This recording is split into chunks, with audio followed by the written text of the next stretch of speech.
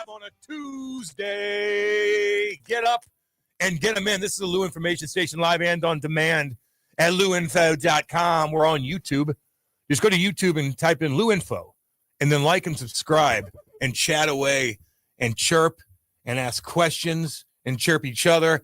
I don't care. Do what you got to do. Chime in. You can chime into the show as well at 314-590-3770. Cam Janssen, Matthew Rocchio, Grant Salzman, doing our Salzman? Yeah. There's no T. No T. No T. God, am I bad with names? You've told me this 50,000 times, Grant. Well, you got it right. Okay. Yeah, you're right. You didn't have to say anything. When I question myself, I always question myself. Bad. It's bad. Got to work on that, Grant. Anyway, chime in, guys. Go to YouTube. Check it out on our text line, too, 314-590-3770. Interested you say chime in. Hyman. No, don't say that. What is he going to say? Your mic's off, Rock. Your mic's off, Rock. Your mic's off, Rock. Your mic. I'm aware that my mic is off, Cameron. Okay. I have the board in front of me. Chime? Chime. It's spelled chime. It's spelled chime. Yeah. So the C's silent? Yeah. Maybe anytime he makes a good move, well, you Hyman instead. I wonder how many. Stop saying that. I wonder how many people call him Chime right off the bat. Oh, you know what I mean? a lot. Hopefully, no one. We've been saying his name on the No. You never heard it pronounced? No, random people that But don't know. Yeah, I hope people are enough of a student of the world to understand how to pronounce a name that isn't straight up English, and they know how to adapt and pivot with it. I bet you they don't. No way. I've never seen that name before. You've never? No, I haven't either. Before this, who else Name in me the some world more do you chimes. know that is named Haim? Other people spelt like that. Other people of the tribe. You guys never met a Jewish person before? I work with a lot of them. Thank you. And Grant's half Jewish. We learned. I've known the name Haim since as an adult. All I do is work with Jewish name. people. Actually, now I think about You guys are like, oh my god, a name. Oh, a Jewish name. Like the only other chime or Haim. You guys come across somebody from Central America with the name Jesus. Are you going to call him Jesus? Yes. He changed it. No, you're not. I look up. Yes, you're going to call him Jesus. Oh, no, I'm because not. you can pivot. I look up. Because you're Hey, intelligent. Jesus. I look up Haim, the CHAIM, and what pops up is just HAIM. The Hebrew name Haim is HAIM. But they threw a C in for there. Chaim Bloo, they threw a C. Interesting. I don't know. Oh, my God. I mean, there is no other So Haim spelt like that coming up on Google or anything. What's he going to say? What can he say to get people to be like, God dang, I'm back on board? What could he say? Is it just going to be one of those, we got work to do and, be patient? Do you think he's going to throw the be patient out there? Let's pivot here. I don't care what I don't care what you think he's going to say because there's no way for us to know that. True. I want to know what you want to hear him say, Cam. I'm cleaning house. Okay. Enough's enough. Never mind. We're turning this damn thing around. Never mind. I want the people back. We're handing out $2 beer. That's what we're doing. I'm signing everybody. I thought this was going to be a realistic answer. I thought we were going to get it in person. I thought we were going to get the first I'm ever signing everybody. Impersonation on the show. I didn't expect that. I can spend money now. I don't think so. I'm just saying. I don't think he can spend money. They gave me a new credit card. It works. It works. There's no way. We switched to Discover. There's no way to think that all of a sudden the DeWitts are like, well, now obviously we trust this new guy more than we trusted John Mozeliak. We're going to give him more money. Yeah. No, I know. Not to mention, there's also not more money to give him. Well, I mean, there is. If they want it. Realistically, though. They just have to open their pocketbooks. Okay, fine. How many? It's there. How many currently alive Major League Baseball owners go into their other businesses or their personal net worth to fund their baseball spending? Like 2. There's one.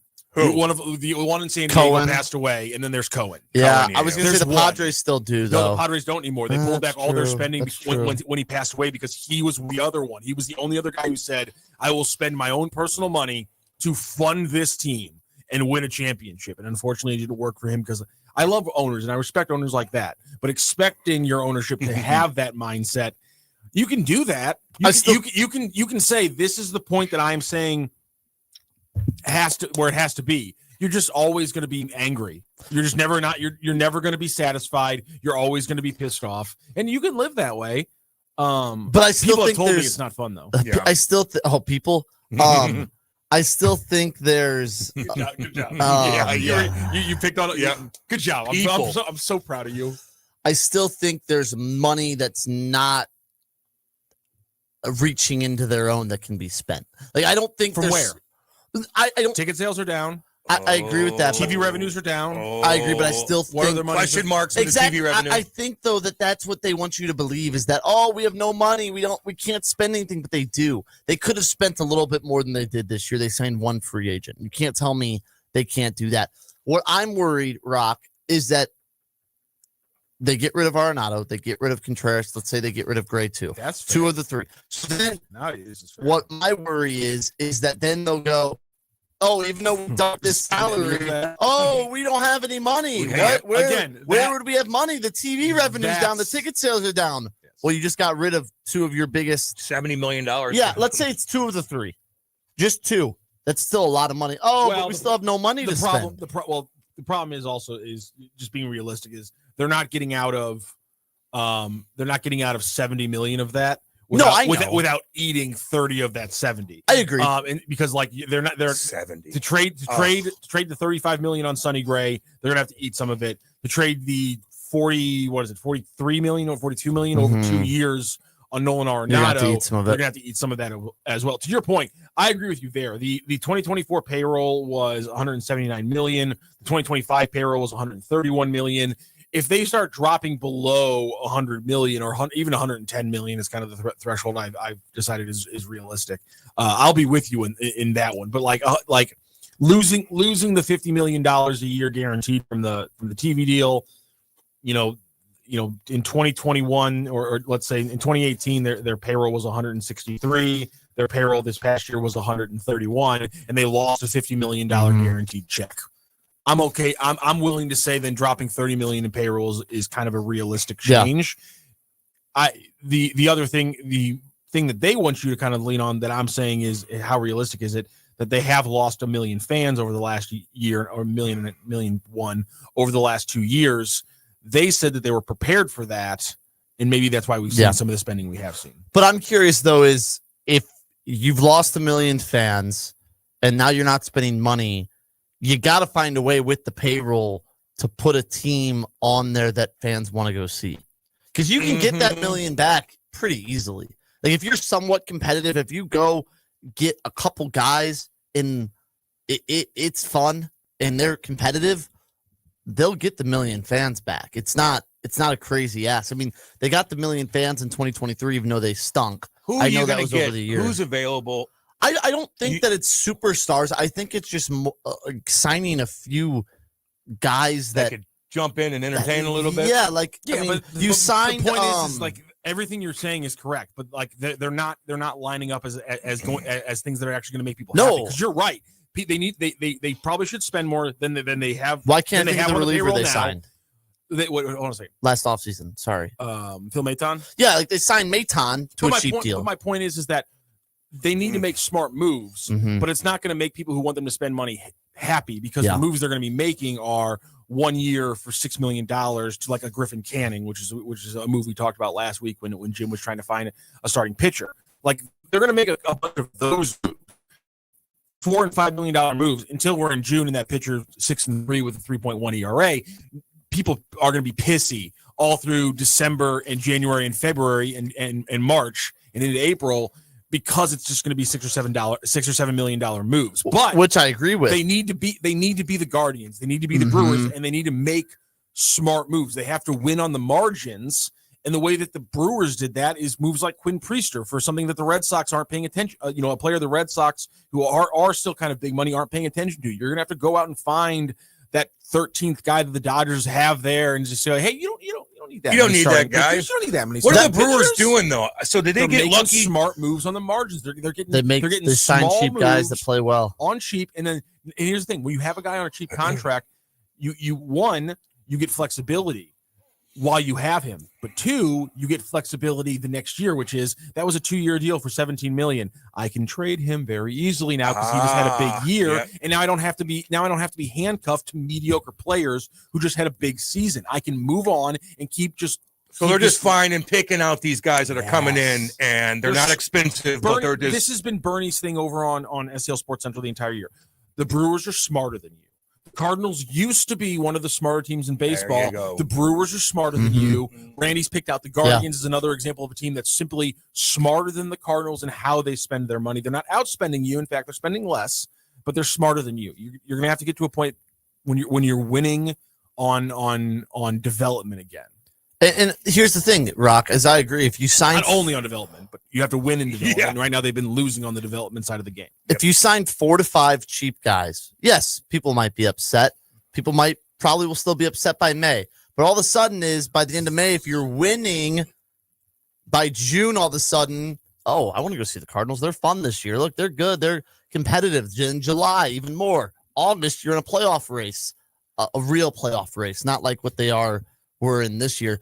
That's where maybe you don't get all million fans back this year, but you get half of them back. Then if there's a season in 2027, you get back to that 3 million fan threshold. A new voice too. A new voice is big, but the pitch there's just no the chances they hit on those is so slim to me that I just think this season's going to be so bad that they're not getting back. I think many of those. Where are they going to find these pitchers at? It's going to be 2023. There's a lot out there. Is there? Yeah, there's a lot of cheap guys out there.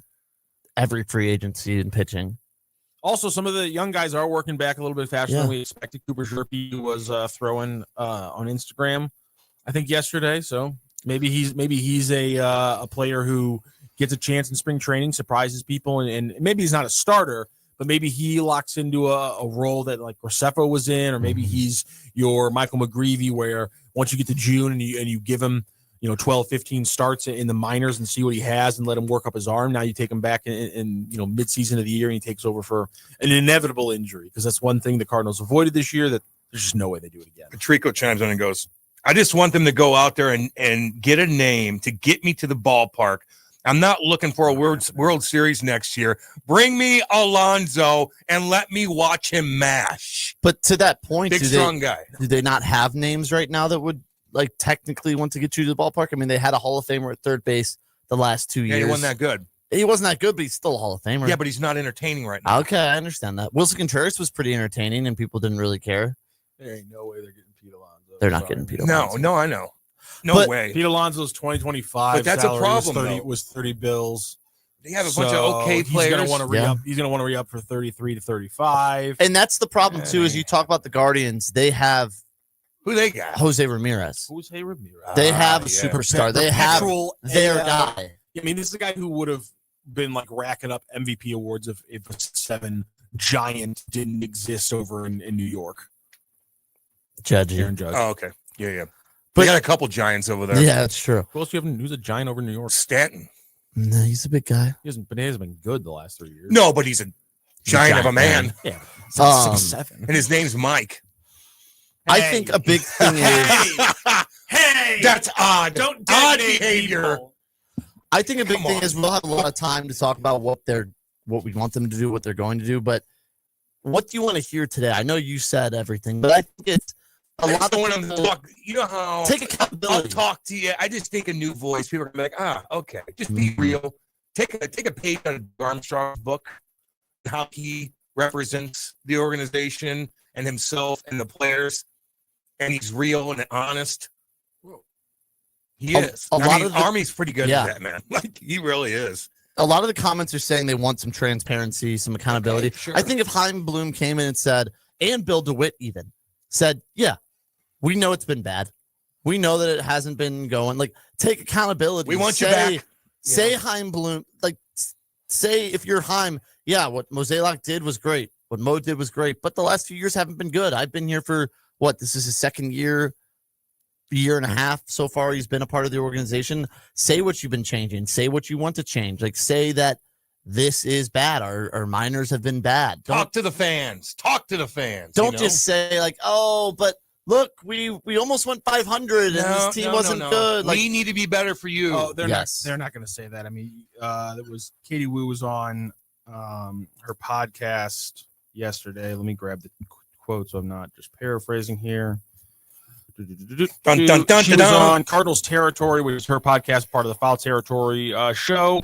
The Cardinals, she was talking about the Cardinals wanting to build themselves into a true contender, quote unquote. They don't want the goal to be the wild card participation trophy. You're not going to hear any of that. Oh, well, we were almost 500 this year stuff today. I don't think. Because they've done that before. Because and John Mozeliak said yesterday in his press conference that in his tenure, they didn't ever want to use the term rebuild.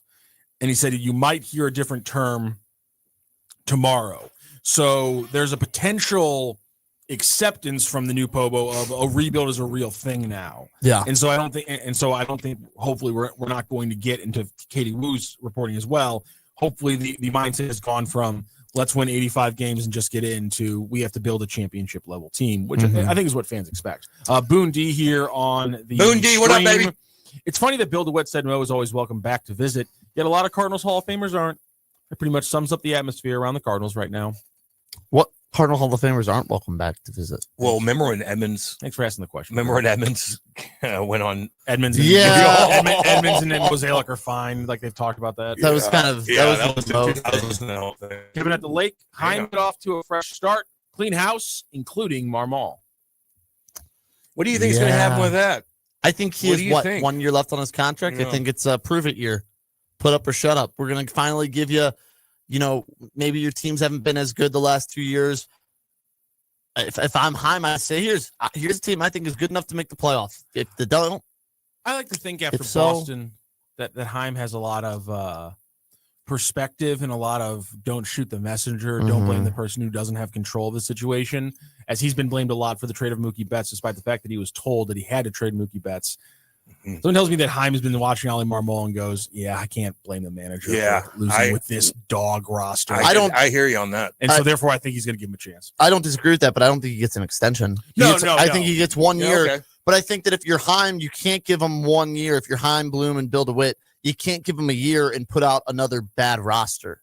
You got to put out a roster you think is good enough to at least compete. Yeah. Do you think they're worried about signing some big guys? It ain't going to happen. Because of what's going to happen next year? Oh, yeah.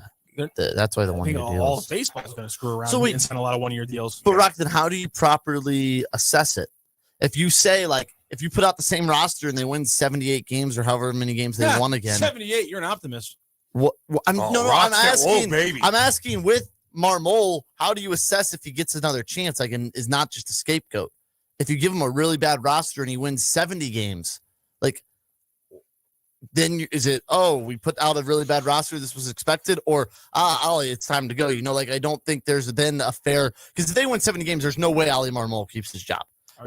It's not going to happen. So then it's what's the point of even having him for another year if that's what you're going to do? Again, they're going to try. They're going to sign a bunch of budget pitching, but it's not going to work, and they're going to win 75 games. So that's what I'm saying is if they sign a bunch of budget pitching and Chaim Bloom says it's not going to be this team is good enough to make the playoffs, he's not going to say that. I'm not saying he's going to say it out loud, but I don't think they're going to believe that. I know, but then how do you assess Ali Marmol fairly? You handicap the fact that it's a rebuilding team. So then if they win 75 games, is it good job? It's 75 wins. Here's your extension. I don't think that's going to happen. So I don't think there is manager out there. Somebody just let go. Or who? Bochy's out there. Bob Melvin's out there. Skip Schumacher. Skip's probably got a job. He's probably taking the Rangers job. Oh, really? Because he's working for them. That's what I'm saying is I don't think they're going to fire Ali, but then what's the fair assessment of Ali? Hey, there's not one. This is what happens when you're a bad team. You have you get stuck into bad situations and you have to make bad decisions. You have to do things that the public might think is wrong, like maybe stick with a manager who's had two losing seasons in a row. Because he's making the right moves. The players that how much and also there's a part of as a major league manager, how much do you credit him or discredit him for development of young players? We've heard managers talk a lot about that. And that's not my job in the major leagues, develop young players, but that's going to be a crucial part of any rebuilding roster. How much do you give that credit to Marmol? How much do you hold it against him? I think that's going to be a big factor. This is there's going to be a lot of things that happen where the eye test just out on the field that we see isn't going to be the entire it's going to be that way with players. It's going to be that way with the managers and the coaches. I just think that they didn't get a lot. They were able to see some this year, but I think we can all agree that this was not a useful season for seeing the majority of players. The big question, they were able to see a couple hitters, but next year they're going to have to see what they have in a lot of these pitchers. The pitching's screwed. Like I'm sorry, like it's effed 6 ways from Sunday. Whoa. And the only way to fix it is to get lucky with a couple of young small guys, signings or some young guys who rebound well from bad injuries. Like once they trade Sonny Gray, we're talking about a top 3 of Matthew Liberatore, Michael McGreevy, and Kyle Leahy. And then we get down into our 4 and 5s being Miles Michaelis to get an Eric Fetty. Whoever the free agents are, Gordon Graceffo. Am I missing somebody? I don't think What so. if they come out and just say they're going to do all kinds of in-game stuff to bring the fans back? We're having like $2 beers, music $2 in the hot dogs. bathrooms, or like something. Mosaic talked last night about how they know they need to do things to get people back into the stadium. Mosaic mentioned people complaining about parking, people complaining about crime. He did bring it. He brought up crime himself. Yeah, he did bring that. Funny how crime didn't matter for the Savannah Bananas. A little surprising for me that he brought it up, but he brought up those things. But also the Cardinals director of marketing, who I don't want to say his name because I will butcher it, and that's my apologies to him. Has also come out and talked about how they know they need to make changes in the ballpark atmosphere to get the younger demographics in, because that's what's going to matter. And so they are aware of it from both the business and the baseball side of things. And I think there's also what do you do though? Mosaic kind of I was surprised how much of his early comments were about St. Louis as a whole. Yeah. And not just the Cardinals. No, you're right, Rock. I was surprised by that. It feels like the crime is a scapegoat. I think there's truth to it, because there is a lot of crime. Yes, but if you want to go to a game, you're going to go to a game. Like, if they're winning, you're going to go. Yeah. It's funny how in 2022 or the years before, when they're winning, Blues games are it doesn't matter. Blues games are packed. That game was packed Saturday night in a preseason game. Yeah. Packed. The Savannah Bananas were packed. packed. I don't like hearing that. They do got to clean the crime. Don't get me wrong. When you walk outside and there's 30 cars broken into, that makes you turned off. But that's not why people don't go. I say it's small, but it's still. We were running the presser on a stream on STL Sports Central, and I was kind of surprised because when he mentioned that kind of got some of the chats going. Yeah. And there were a couple of people who were like, honestly, I feel safer now walking from parking to the game than I did in the early 90s. And there were 2 or 3 people who made that comment, and I was like, honestly, it's not a comment I've seen very often. So I was intrigued by the fact that I wish I could have jumped into the chat and been like, can you elaborate on if any of your friends feel like this? Because I just feel like it's not a sentiment that I've heard a lot. Because the Cardinals won 90 games this year. That stadium would be packed. And nobody would be using the crime. Back 2 years ago when Pujols was doing this thing. That's what I'm saying. And the year before. So if they were good, I don't want to look away from the crime situation, because you can fix that. You can, and that's something that you could do pretty easily with paying cops, just having more police there. But I think it's safer because you got Ballpark Village right there, man. Like, you're all gated in. You park one spot. You have everything right there. You don't have to walk around. You're just right there. So the setup is nicer. You know what I mean? There's still some bad dudes cruising. Like, don't get me wrong, but the setup is nice. But what do you do for kids? How do you get kids in there? You know, Kate and I went in the other day. Burger phone. It was Burger Phone. Oh, that stupid ass Burger Phone. Only way they bring back fans is winning. Pretty simple. No Burger Phone crap is bringing fans back. Wombat, you are 100% right on that. Cam hated the I hate it because it just was so damn corny. When you get too corny, I don't like it. Okay? I don't like it. Don't be too corny. Burger Phone. Hey, what's going on there? They're losing 5-0. They're calling each other a damn Burger Phone. Get out of here. Don't like that. Did they ever do the Burger Phone when they were losing 5-0? I don't know. Is that a factual statement? That's not a factual statement. But I felt like I felt like a little. I'm just saying, because a team did that the other day. They were down, and I saw it on the internet. They were down by like 7, and somebody hit home run, and they did this like dance in the dugout, and people were like, "He's down by 7." Well, when it's game 160 of Jesus Christ, I don't know. But to your point, the Blues will be packed. And nobody will say a thing about the crime. Be packed. And you know when it's not going to be packed is whenever when they start losing. And I don't think they're going to do that for a while because they're loaded with young talent. Because they're loaded with young talent. You know what I mean? And they're interesting. And they keep staying interesting as quick as possible. They make moves. Keep bringing new players in. Can Army just be the Cardinals, POBO? Can he do both? He probably could do both. I'll have some free time here. I bet you he probably could. He's probably golfing, dude. He's probably like, let me chill. Yeah, season he doesn't have to do that. You don't even realize how much like travel he does. Like he's traveling with the guys too. He's at every single meeting. Then he's got to go to Finland and watch a kid play. Then he's got to go there and watch a kid. It ain't an easy job. Steiner's going to have his hands full. Now he's going to go right into a great situation with all these young guys, but it's a grind, man. It is a grind to be a GM. My good Lord. It's a lot of pressure. Cam, morning from 38, baby. Wow. I like going to 38. People chirp it like it's like a bunch of Hoosiers down there. Yeah, there's like poorer parts, but you go to the western part of 38. It's beautiful. Mm-hmm. You can just drive right down there. The sand is beautiful. The water's beautiful right there. Where are you talking about? 38, Florida, Panhandle. 38. 38, that's what they call. You ever see these like the cars? They have 38 little bumper sticker. That's just like a lot of Missouri people go there because it's quick. You go right down through Alabama. I don't want a vacation where a lot of other Missouri people live. I want to get away from Missouri people. Trying to get away from them. No, but you got to rent a nice house down. It's just cool. Yeah. Anyway, good for you, buddy. Good for you. Science. This will be the year that we find out Molina's interest in being involved with the Cardinals. If he doesn't return, it's time to move on. I was going to say, you scapegoat Alley this year. He gets fired. Boom. 2027. Yachty. That will bring people in. Nope. Now, can he do that? Can Yachty be the man? No. Yachty's never going to be a Major League Baseball manager. Wow. Wow. It's never going to happen. I kind of agree with you. What's your opinion as the former athlete of like the superstars becoming managers for the former team? Just because he was a great leader and a great player it doesn't translate all the time. Ali Marmol. No, I mean Ali Marmol talks to I'm telling you 3 different groups of media twice a day. Twice a day. Yes. And he does a radio show, which obviously that's rare. But still, let's just talk about doing 3 different groups of media twice a day. There you go. Yachty, if this team is a game below 500 in mid-June, Yachty's going to go, this ain't it. They will have to be like 40-20 for Yachty to be like, I'll still talk to these absolute hacks. You're 100% right, dude. As soon as they're a losing team, out.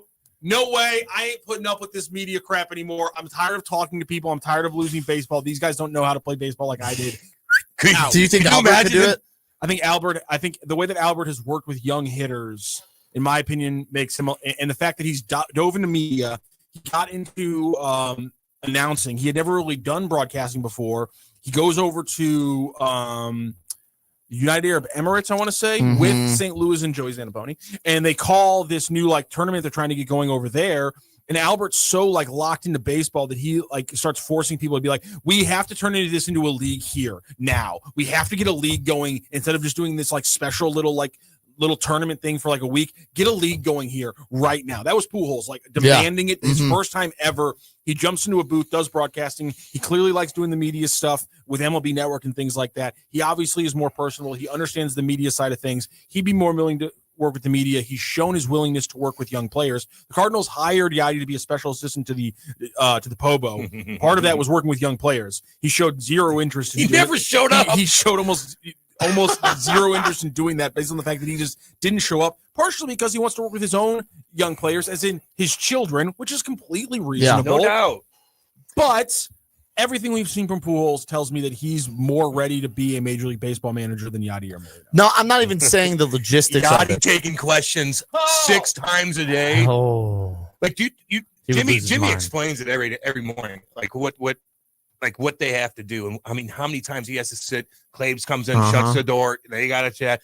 So, and then everybody else comes in, shut the door. They chat. Then this, that, the other. The X and the O's part for Yachty, he's going to know what he needs to know. Yeah. And I don't know if he's going to be able to relay it. That's another thing that you have to work on. Being a manager is communication. It's easy when you're the leader of the team. You just look at a guy and he's listening to you, whatever the case is. But you imagine him getting pissy with Derek Gould. That'd be funny. Whoa! He probably already has before. I bet he wouldn't be able to handle it. But I more meant. I'd watch it though. Oh yeah. God. Take away the logistics of it actually happening or not. What's your opinion on the former superstars then going back to manage the team they were superstars on? Because if Albert became the Cardinals manager, but then it goes bad, then it's like, oh my God, Albert's our hero. We love Albert so much, but man, is he a bad manager? And then he gets fired. What do you think of? Does it put a bad look? Okay, I'll give an example. Mike Matheny.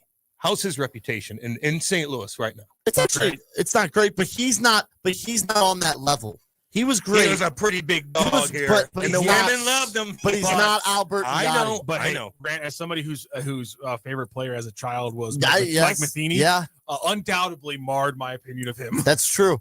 What do you think of him right now? I thought he was a terrible manager. Yeah, he was really bad. So he's got a weird reputation in this city right now because of his manager.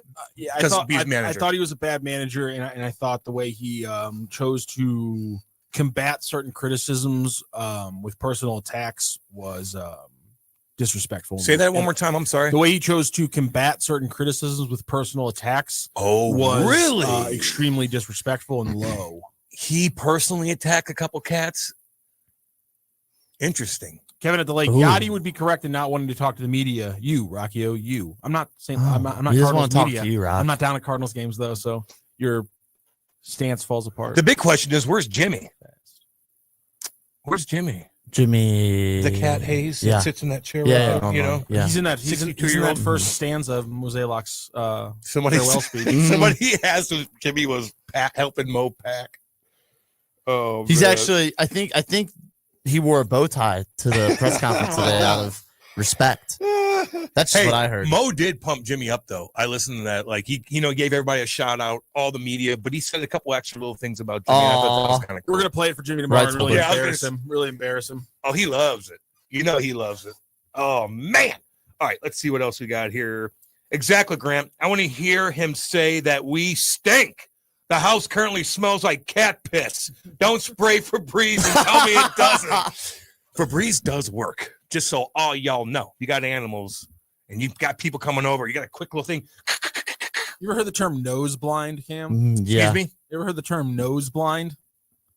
No. Okay. Just one. Why? What's it mean?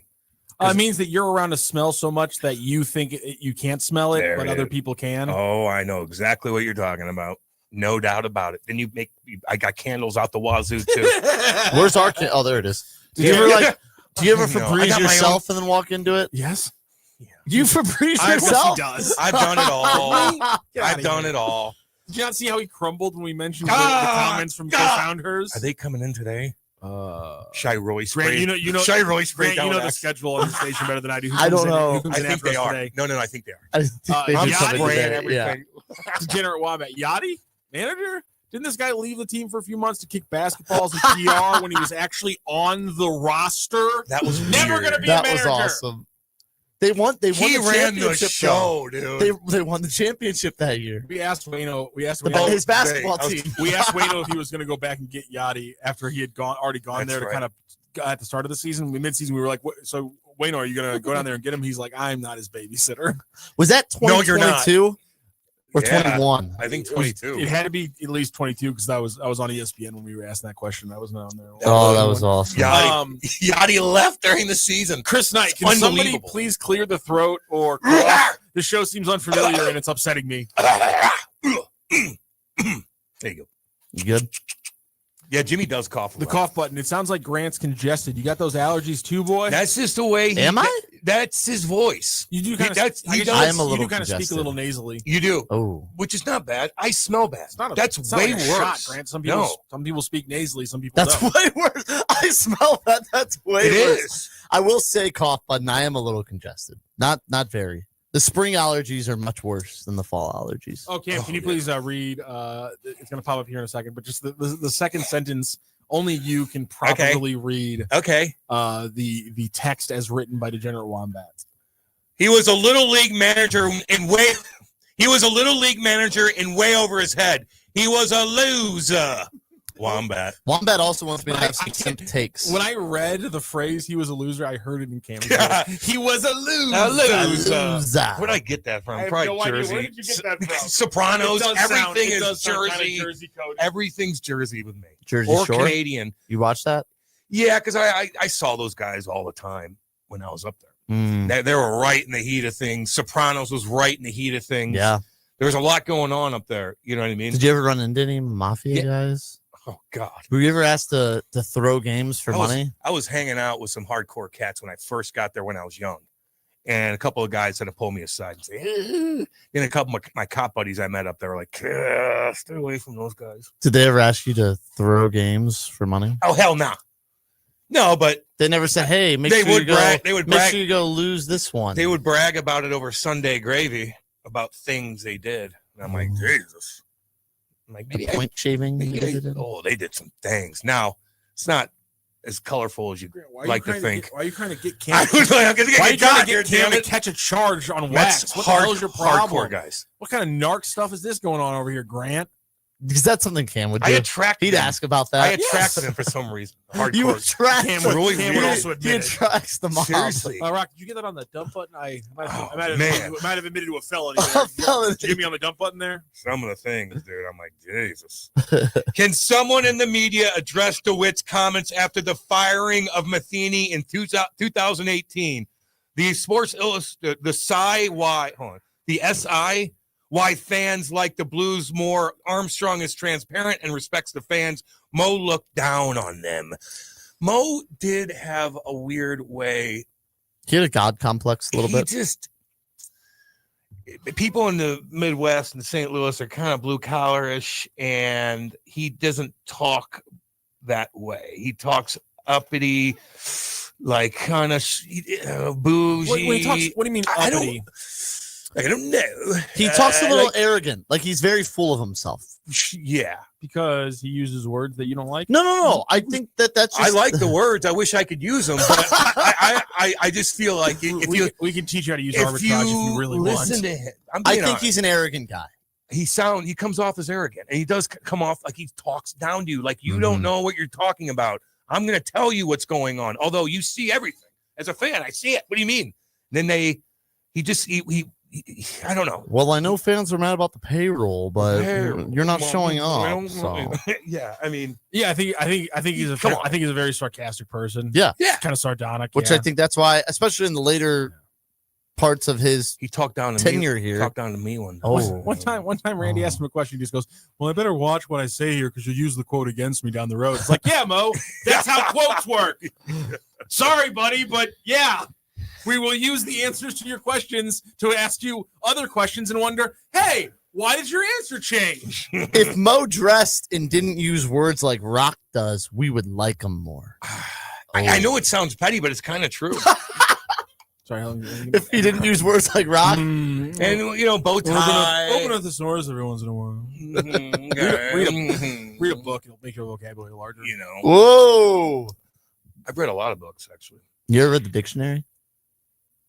I mean, I need to read the Bible first. Oh no, you don't. You sure? I did. Should I dip into it?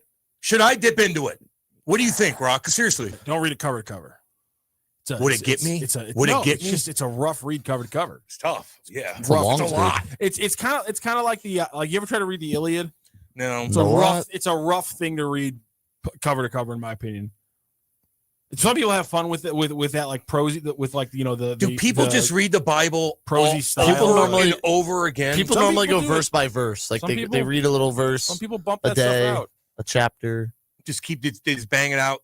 I mean, like they read it and they're like, I'm bored. I'm going to read it again. Or is there different versions of it that they go back to? It's such a long. I mean, book. It's just I read books longer than that though. You look up Stephen King. Again, it took me a month. It's not about the pages, Cam. It's about the density and how some of the things are written, and it's very, very dense. A lot of the times. What about the Quran? There's not a lot of narrative going on. Are we getting into all the religious Bible? Books? Which one should I go to first? Dear Lord! You should read the Bhagavad Gita because it's super short. You can read what I want. You can knock out the Bhagavad Gita in how many pages is the Bhagavad Gita? The what? Bhagavad Gita. I have no idea what that is. Good. I'm glad. Bhagavad Gita. It's the it's one of the books in Hinduism.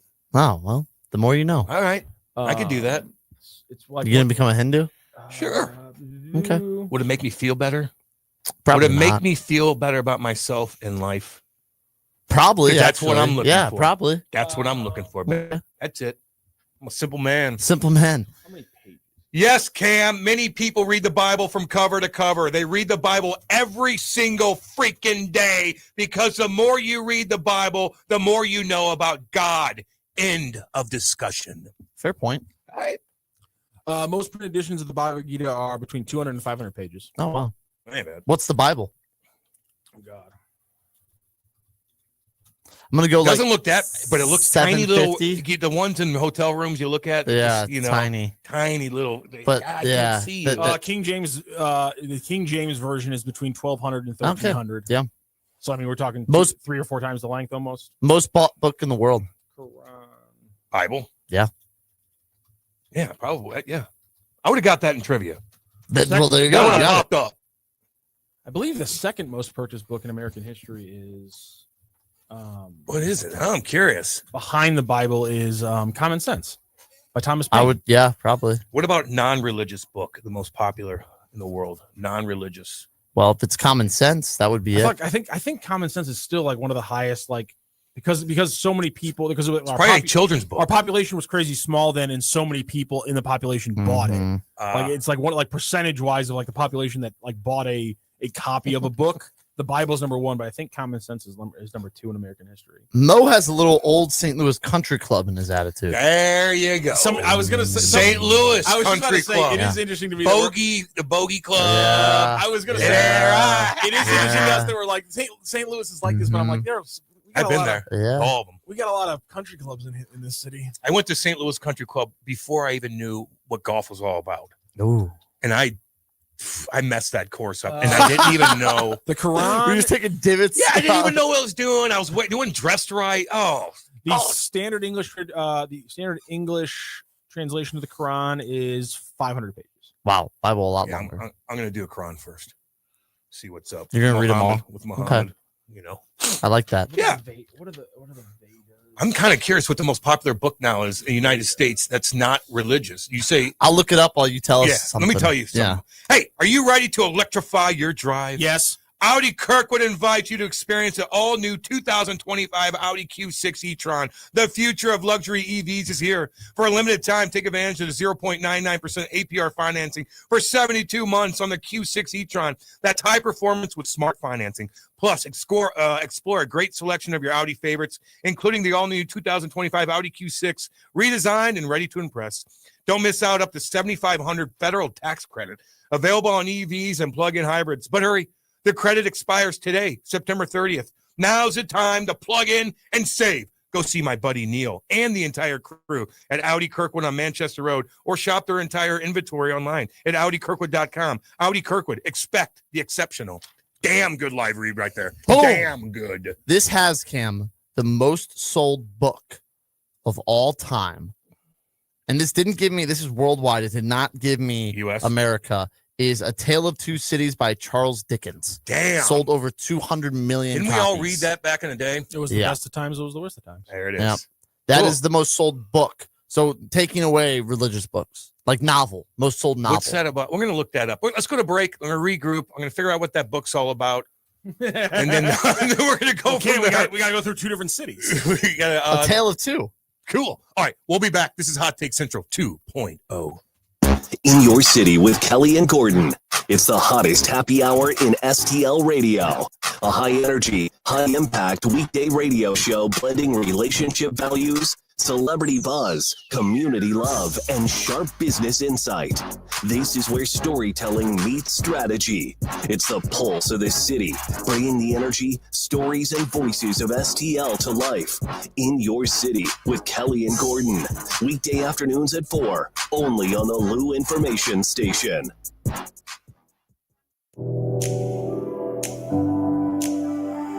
Imagine opening your closet and loving what you see. No more clutter, no more chaos, just custom, organized beauty designed just for you. At St. Louis Closet Company, we transform your space into a sanctuary. Made locally, designed for life. Call 314-781-9000 now for your free in-home estimate, or visit stlouisclosetco.com and take the first step towards your dream home, starting with your closet. This is the gateway for those who seek more. This is about me and my legacy. A vision of greatness yet to come. I will not rest until I have taken everything. Step through this gateway and live this wrestle dream. An AEW pay-per-view event. Live Saturday, October 18th from Chaffetz Arena in St. Louis. Tickets on sale now at AEWTIX.com.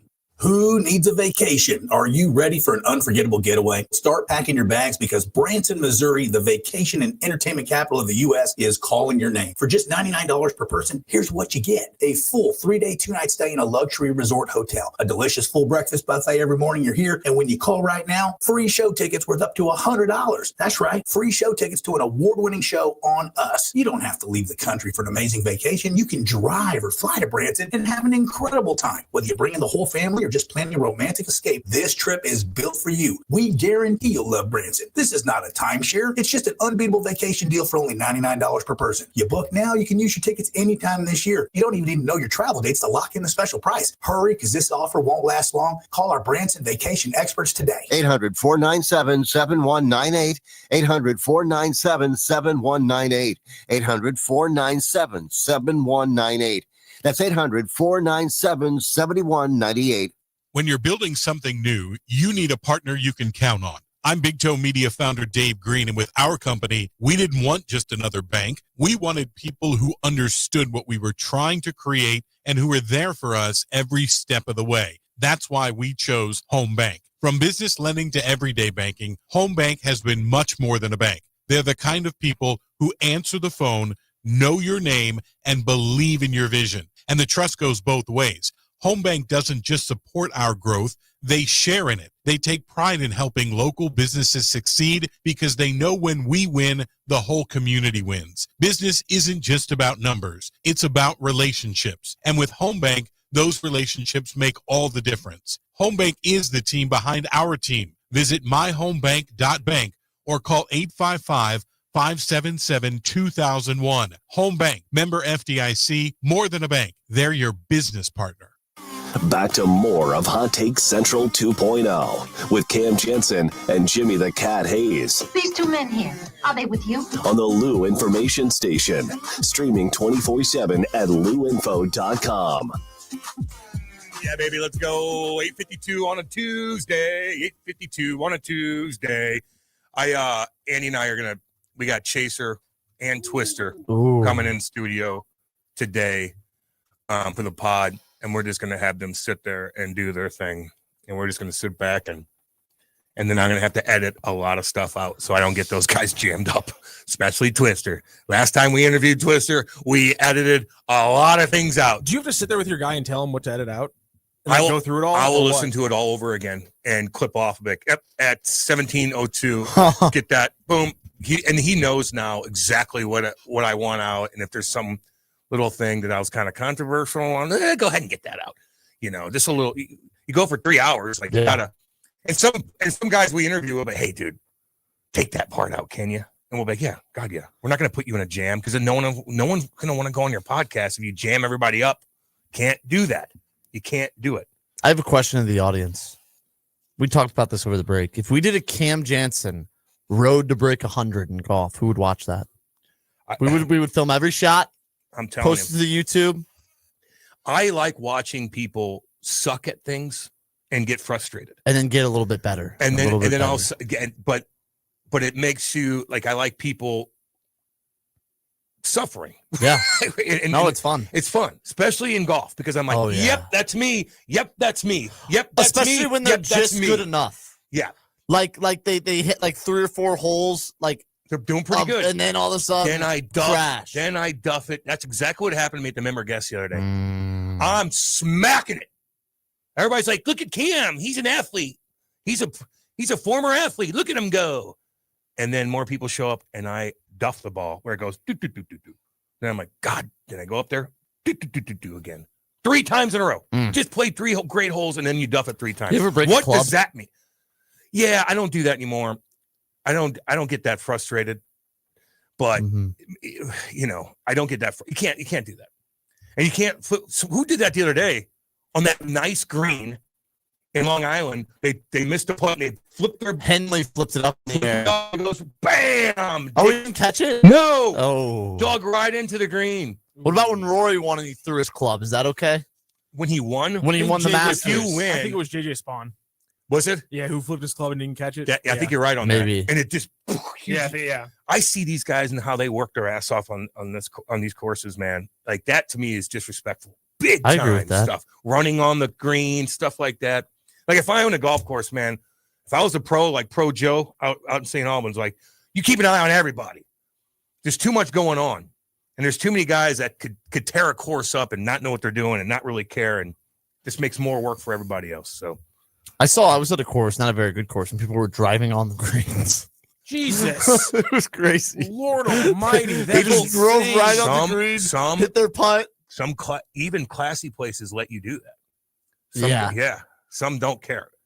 This place I think wasn't Jordan. that classy. I think Michael Jordan's club, you could do all that stuff. You Not might be on the right. green, but you go right. No, up to he it. was on the green. Oh, that's almost as worse when my little puppies were young and they got out in my backyard right when we moved in, and they ran off and dug into the green in my backyard while people were playing. And I couldn't get control on it. They're like, we're playing. This is why people have fences. Can't have fences on my course, baby. There's This no is why obstruction. people have fences. The electric fence, I can't do a fence. Do you ever have your house hit? Why can't you build a fence? Because, dude, there's rules. You don't want any obstruction. God, I'm never living in a place with the rules. Because that makes our place beautiful. There's no obstruction. It's all beauty. That's I get it. I can never live in a place with an HOA because I'll just be in perpetual war with them. Don't even notice it. So you've never had your house hit? You can't have a fence if you want a fence. I don't want people to have fences. I like to see all the beauty. But no, if you hit my house, you're trying to hit my house. Every golf course I've been on, the houses have fences. Not ours. Not in certain areas. You That's can't. insane. If you're right in the course like we are, you can't have it. Now, have you ever hit a house? Yes. Scary moment, It's isn't horrible. When you Come on. when you hit your drive right and you're just bracing for that sound of it hitting the deck or the house. I've hit people. I've hit golf carts. I've hit houses. I've hit pools where people are swimming. When Cam golfs, he walks around with his insurance card stapled. It's unbelievable. Stapled to a pre-written check. It's so horrible. You go, bam. You're like, where'd it go? Ding, ding, ding, ding. You're like, oh, then it bounces on their driveway. Hits Maybe a car. back in play. Get out of here. Oh man. Now I don't do that anymore. But I've had once there's some of those places, man, when the houses are right there. It's not easy. Not easy. Then you're thinking about it the whole time. All right, don't go anywhere. We're gonna get to all these text thread. We'll get to all of it. We'll be back. Hot Take Center 2.0. Buddy. What do you say, buddy? Man, life comes at you fast. 1 minute you're cruising home, the next flashing lights in your rear view. And that's when you need backup. With the Legal Buddy app, you can connect to a local attorney in seconds. Seconds? Not waiting days for a callback? Nope, right away. DWI, car accident, criminal charge, traffic ticket, Legal Buddy's got your back. So it's like having a lawyer in your pocket. Exactly. Someone ready to step in the moment you need them, no matter the situation. That's peace of mind. That's Legal Buddy. We're always going to be buddies, right? All right, where do I get this? Just download the Legal Buddy app at LegalBuddyApp.com. Register and use code LEGAL for your chance to win a $250 Amazon gift card. Nice. Tickets, accidents, legal trouble, you're covered. The Legal Buddy app, always on your side. Download it today. Enter code LEGAL for your chance to win a $250 Amazon gift card. Buddy, it don't get much better than this. Yep.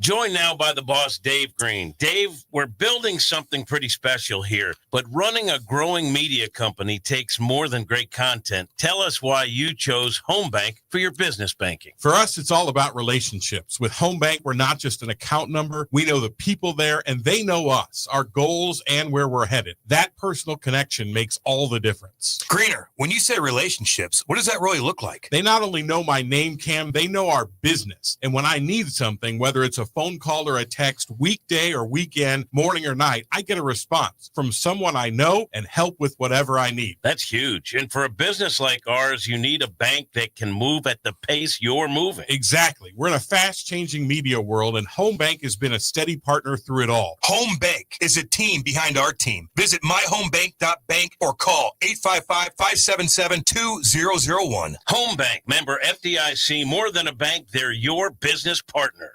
You're listening to the exclusive home of Fighting Illini football, the Lou Information Station, 590 AM KLIS, Wood River, St. Louis. USA Radio News. I'm John Summers. Secretary of War Pete Hegseth took the stage before an unprecedented gathering of U.S. military commanders in Quantico, Virginia this morning.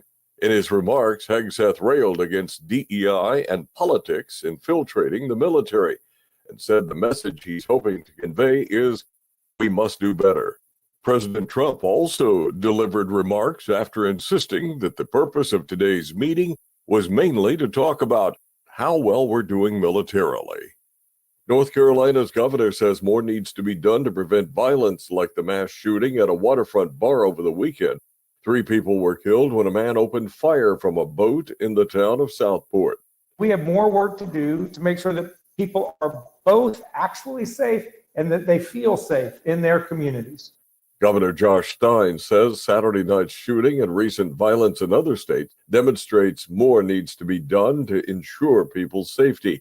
The suspect in the shootings charged with first-degree murder and attempted murder. The man accused of assassinating conservative activist Charlie Kirk was in court Monday. Tyler Robinson appeared at a virtual hearing in Provo where the judge addressed the defense and prosecutors. Let me be clear. I will not put my finger on the scale of justice.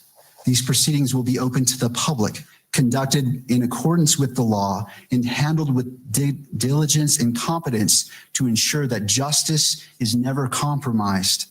A preliminary hearing's to be held where the judge decides whether there's enough evidence against Robinson to move ahead with a trial. The prosecution has already said it will seek the death penalty against the 22-year-old. The next hearing set for October 30th, where Robinson's expected to appear in person. From America's News Network, USA Radio News. Business owners, are you paying high phone bills for old school systems and lousy service? StrongTel cuts your phone bills in half and turns every phone you own into a feature-rich business system. John Roddy, CEO of Hennings Brothers Drilling, had this to say. We've been a StrongTel customer for over 10 years. It's great. It even includes an intercom with video to our equipment yard. I can watch live from anywhere with my smartphone. I'd recommend StrongTel to anyone. Never miss a customer call again with your StrongTel business system. StrongTel is a proud iTex partner and always welcomes your iTex dollars. You'll get award-winning StrongTel service, a business-class phone system, and cut your phone bill in half. So visit strongtel.com right now. That's StrongTel, StrongTel.com. StrongTel. News reports on the Lou Information Station are presented by Brown and Crouppen. 222-2222. 222-2222. This is Mizzou wide receiver Kevin Coleman Jr. And I'm Mizzou linebacker Josiah Trotter. When we hit the field, we have each other's back. And off the field, we got James Carlton, State Farm covering us. Thanks, fellas. Nothing beats college football season and nothing beats saving money. Just by getting a quote from our office and mentioning Mizzou, we'll make a donation to support Mizzou's will to win push on your behalf. No strings attached. So you're supporting the team just by checking your rates. Doesn't get any easier than that. It's so easy. Check them out online at cartoninsurance.net. MIZZOU. Hey, Kat, summer's winding down, but I keep thinking, my backyard is weak, man. I need a pool and maybe even a fire pit. Cam, you know who can handle that? Merrimack Pools and Outdoors. They're a family-owned St. Louis company, been doing this for 25 years. They do more than just pools, right? Oh, yeah. Patios, outdoor kitchens, sport courts, fire features, the whole outdoor package. They'll design it, build it, and make it look amazing. That sounds like trouble for my neighbors when I start hosting barbecues with the boys. Exactly. And here's the best part. Free consultations, smart pool features like LED lighting and spa integration, financing options, and they back it all with a lifetime manufacturer warranty. That's legit. And you know I like local. They're licensed, insured, bonded, and based right here in St. Louis. If you want the ultimate backyard, head to SplashSTL.com. Hit up SplashSTL.com for more information and receive a free salt cell included in your package. A $2,000 value. SplashSTL.com.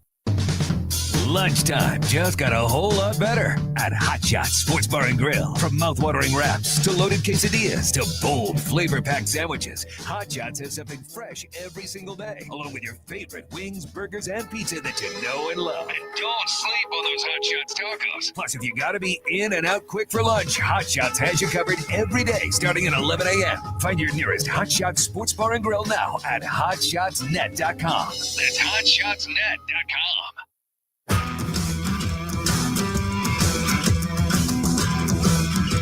The Lou Information Station presents Hot Take Central 2.0 with Cam Janssen and Jimmy the Cat Hayes. God almighty. Woo! Get up and get them in 9:05 on a Tuesday. Grant came up with a great question.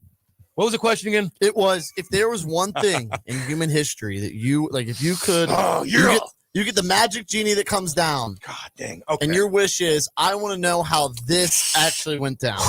Cam brought up the pyramids. How were the pyramids built? Like, I just want to something see that's it. happened that you feel a little like, I want to there's be a more fly to on the that. wall when the K2 extinction event came down and killed the dinosaurs. How Right that there in actually went Mexico. down? I just want to see how it all. I want to see the tidal wave. I want to see how the weather changed. I want to see how all the mammals scurried away. Okay. I want to see how the big ball of fire, did it go all the way around the world? That's an how long interesting did one. it take for everything to come back and regrow? It's all estimation. And, you know what I mean? Like, I'm curious about that. And there's probably multiple, but that was a big Chicxulub event. That's what it's called, Chicxulub. That would be interesting. I want to see how it all went. That big ass tidal wave right when it hit, just to see how it all went down. Dinosaurs scrambling everywhere. Is that a good question? Is that a good answer? Yeah, I think so. Yeah. I think mine, a lot of people say pyramids. I'd be interested with the Easter Island heads. Because they figured that out. I know, but that's crazier than the pyramids. Egypt had a mass group of people. The Easter Island didn't have. But they replicated it. Like 40 people got together and moved.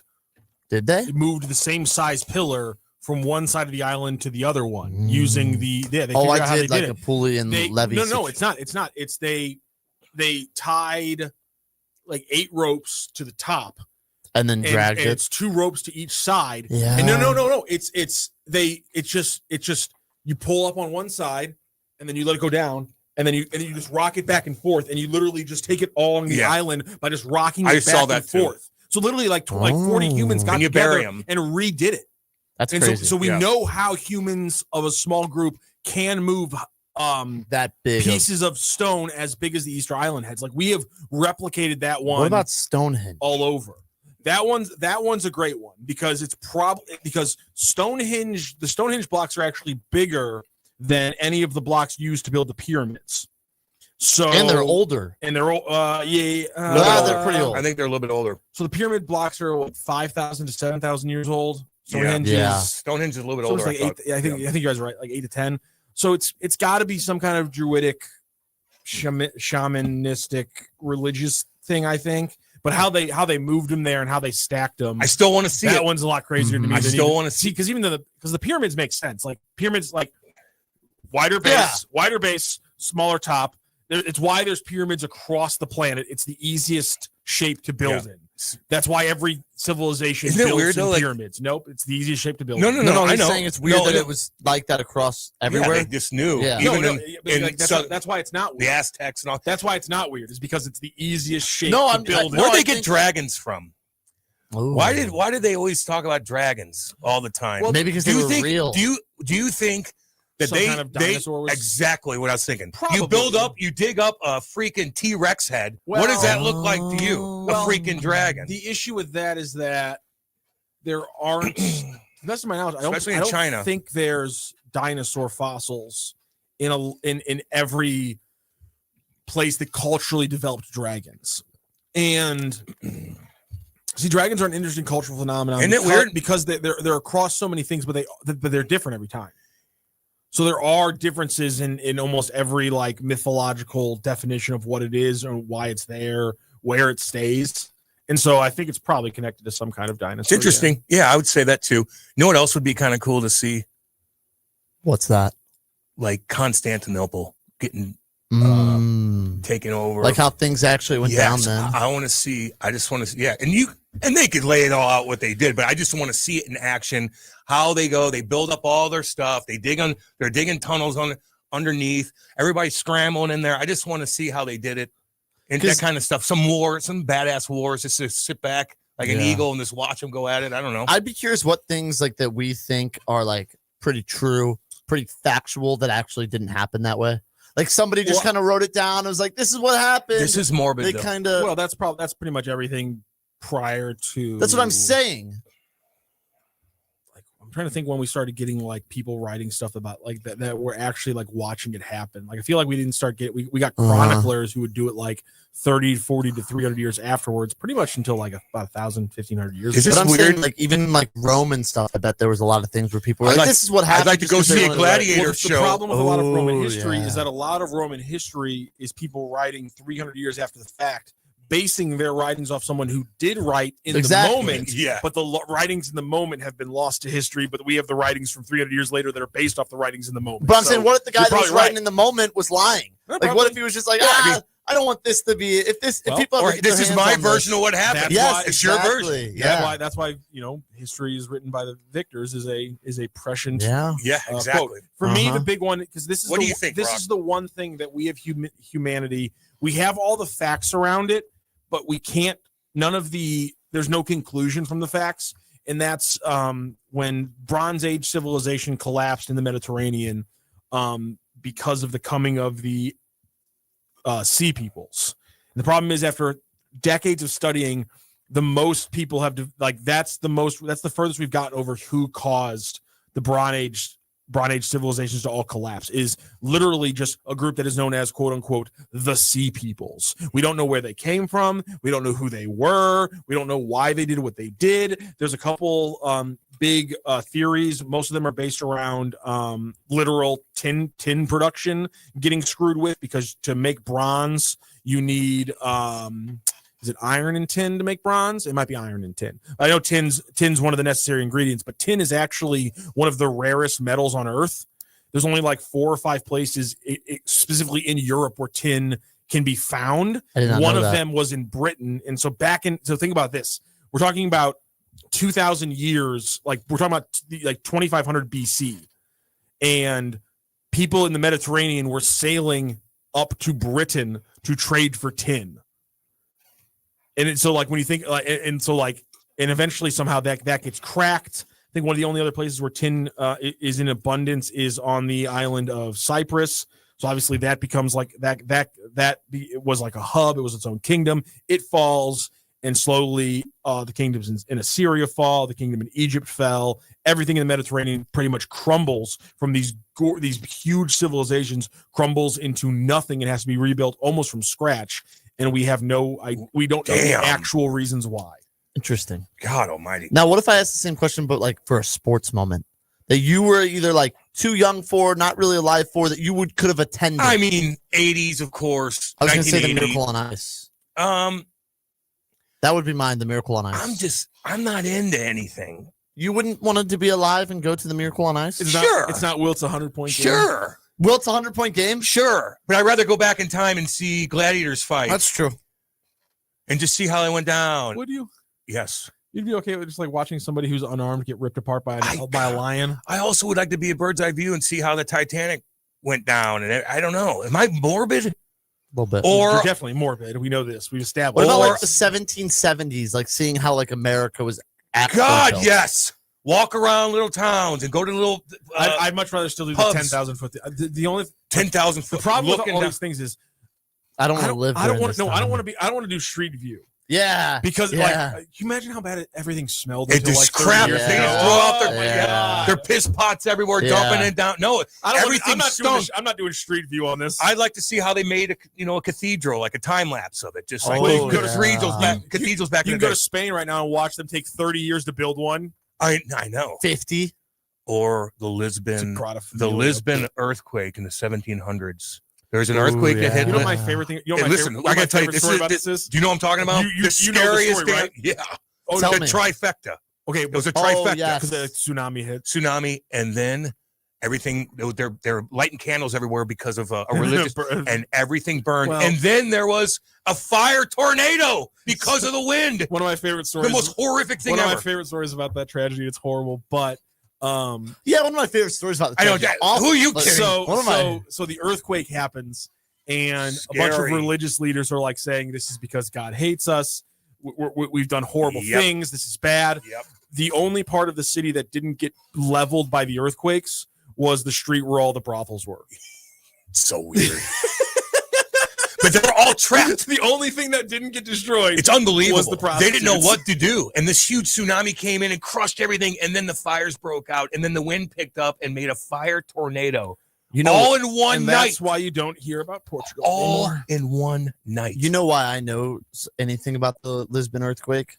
Because you went to Lisbon? No, it's because there was an Assassin's Creed game when I was a kid that's where you started. I love Assassin's Which Creed. Assassin's Creed game starts in Lisbon? There's one. No. I know Assassin's Creed.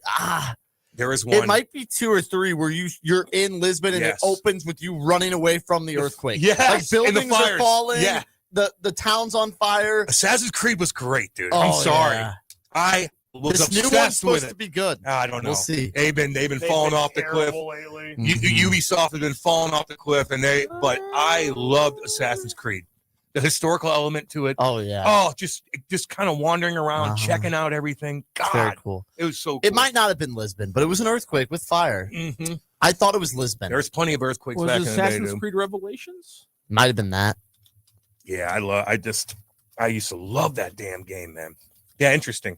Yeah, Yeah, they're re-releasing Black Flag. Oh, what a good game. I just like to see. I'd like to see how you really navigate the sea waters, man. Back in the day when it's cloudy out and you can't see the sun, and like Do you just think you dealing with would've been- storms and Jesus. My Do you God. think you'd be a good gladiator? Yeah. It's kind of your thing. Yeah, I mean, I think so. I mean, would I want to be a gladiator? No, because you're basically a slave, right? I mean, that's what it is. Yeah, and you're on your deathbed. You're in a deathbed. basically. You're just waiting. You're just entertaining people until you die. It is what it is. But I'd like to go see one back in the day. I'm surprised with how much they loved. Like some of those gladiators turned into such big cultural like phenoms, like celebrities, that they didn't like try to rig some things to make them live. Like maybe they did. Like when they were like facing the lion, they didn't want it to be like, hey, like we're gonna get you out of here. I don't think those big name gladiators ever actually had to fight lions. Okay. Like, the lions would usually like the games where they used animals and stuff. It would just be like prisoners would be let out in mass with almost no weapons. Yes. And it was just basically you were going to the Coliseum that day to watch unarmed people get ripped apart by lions. And the one person that made the most money in sports history was what? I think consider it sports history. Gladiator made over $1 billion. Yeah. But you know what I'm talking about? No. I think you might be conflating things. I think it was the chariot riders in Constantinople because chariot riders. The crazy thing is that the first instance they love the chariot. Yes. Well, the first billionaire. The first instance of sports teams and coded fan bases for sports teams that we can find in history is the chariot riders in Constantinople at the time of the Roman Empire. which I guess it would have been Byzantium at this time. Maybe it was Constantinople. No, it would have been Constantinople. My apologies. There was the blue and the greens, and it actually is one of the reasons that Rome almost falls is because a riot breaks out between the blues and the greens that almost burns down the city. See, that was a problem, burning down cities. I don't know. You want to let this cat in? Who is it? Don't know. I don't know. He seems like he wants to come in. All right. And there's things that he could take, I guess. There's equipment out there. Well, you'll stop him, Cam. I'll stop him. Grant, go get him. Is he in? One question that no one wants answered. I keep clicking the button. I don't think he knows he can open the door. One question that no one wants answered is whether there is a God or not. There are careers and ideology so much built around religion that's absolutely no one wants answered. Boone. Rockio, is there a God? Oh, Go. I don't want to play this game. Go. I'm gonna wow. I'm gonna opt out on this. Do you want game. there to be a God? Do you want there to be a God? I think so. Do you want Jesus to be real? Well, Jesus was real. Okay. Everything real about Jesus. Do you want that to be the case? We're getting deep here. Sure. What did I just come back to? Talking about Jesus. Cam's asking me if I want God to be real, which is just like a weird I mean, question. if you said Well, no, yeah. I feel like then Sure. that'd be a weird thing to have no. I Yeah. don't know. I think faith is important, but the faith side of things is what I think makes faith important. Once you start getting into fact, it becomes a different thing. Degenerate Wombat just had a comment. It now makes sense why Rock's head is so damn big. He's full of random history facts. Now back to Mizzou or Blue Sox. Yeah, All right, let's get back to it. Okay, what's up? We never really got to Mizzou it. Mizzou has a bye week. Yeah. Oh, there's the Mizzou talk. Mizzou has a bye week, and then the only really big game, I guess, this weekend is Bama and Vander, right? Is that the big game? That is a big game. Vander? Vanderbilt? Vander? Bama and Vander. Bammer and Vander. You know? Somebody, Gino's like, Anchor Watt, still standing today when they only use sand and water as a foundation is a bucket list item to see. Yeah, that's in Southeast Asia right there. Was it? I think it's in Thailand. Yeah, it might be. I think Cambodia. My apologies. And I think they in the 1800s they just walked up on it in the middle of the jungle and they're like, "Well, this is here." So everything's overgrown, just like everything else was, and they asked. Yeah, the thing about Angkor Wat is it's not as old as you think it is. 1600s. We think it's super old because we discovered it in the 1600s, and we were like, this must be thousands of years old when it was built in the 1100s. So it was built in the okay. That thing's pretty incredible. It's unbelievably impressive. And just because it's not thousands of years old, we shouldn't be like, well, it's not that cool because it's not as old as the pyramid. It's still incredible. It's incredible. It's just huge. It's funny that when you read about the discovery in the first time, it's like all the people who saw it were like, this is ancient. This has been here for thousands of years. And then they were 1100s. They were like, oh, it's been here for about 500 at the time when they discovered. I mean, that place is gigantic. It's awesome. It's so cool. What about the village up in the? A lot of phallic pictures around it. What about that village up in the mountains in Peru? Machu Picchu? Yeah. Oh, that place is cool. I like the. You want to talk about? You want to talk about a cool story of how it was discovered? Yeah. A farmer literally just cleaning up the back of his farm discovers the stairs, goes up it. Says this is kind of cool. Comes back down. Doesn't tell anybody. And then, like 30 years later, a European does the exact same thing and tells everybody. God! It's like, dude, and did he name it after himself? No. Okay. Oh, I don't think so. Because I would have done that. Jesus. It's called Cam Jansonville. Cam Jansonville. Proud of Eureka, Missouri. Proud of Eureka, Missouri, baby. The United States of Janssen. Oh, that'd be awesome. That was incredible. I'd like to just, again, be an eagle in the sky and watch them work on that. How the hell did you do that? How did you get those stones up there? Woo! Crazy, man. I like to travel. I think I want to travel again. I got sick of traveling, Yeah. Now you're ready? Now I'm kind of ready to see Jump back on the horse. See some stuff. Go back over to Europe again. Machu Picchu isn't the thing about the Incas that surprises me the most and that like baffles me the most. Do you know that the Inca Empire didn't have money? They kept records on knotted pieces of string. Jesus. How does that work? I don't know. That's crazy. And they had one of the biggest trading empires on the planet at the time. And it was entirely based off knotted pieces of string. What if you lost the actual string? money? I have no So idea. weird. Right? I mean, that's your fortune. I imagine you tie it to yourself. There is that weird island across from like 100, 200 miles out from India. And, some people try to go over there. Sri Lanka? No, He's talking about different island. You know what I'm talking about. You know that island I'm talking about. I know what you're talking about. Yes. That has all the villagers there still that are isolated. And a couple people reporters went out there and got murdered. Yeah, when people remember that, don't go to this island because don't go. What's it called? These it's people badass. Are like uncontacted and don't know how to react to outsiders. Scary. Don't go to the island. Don't go to the There's island. some people like that still like around the Amazon. Oh yeah, for sure. I mean, the Amazon, man. There's a lot of things. That one kid went onto the island and got killed a few years ago. Yes. Jeez Louise, man. Scary. There is another island, by the way. The scariest island imaginable off the coast of Brazil. It's called Snake Island. I heard about this. It is. There's Cam, I'm not dealing with hundreds that. I'm not doing of it. thousands I'm not of this doing it. this poisonous. I'm not doing it. Poisonous snake. I'm not doing it. Hundreds of thousands. They said every 2 feet there's a snake. Every 2 feet. While we're talking about going around the world, I know we talked a little bit about Chaim Bloo, but there's also what?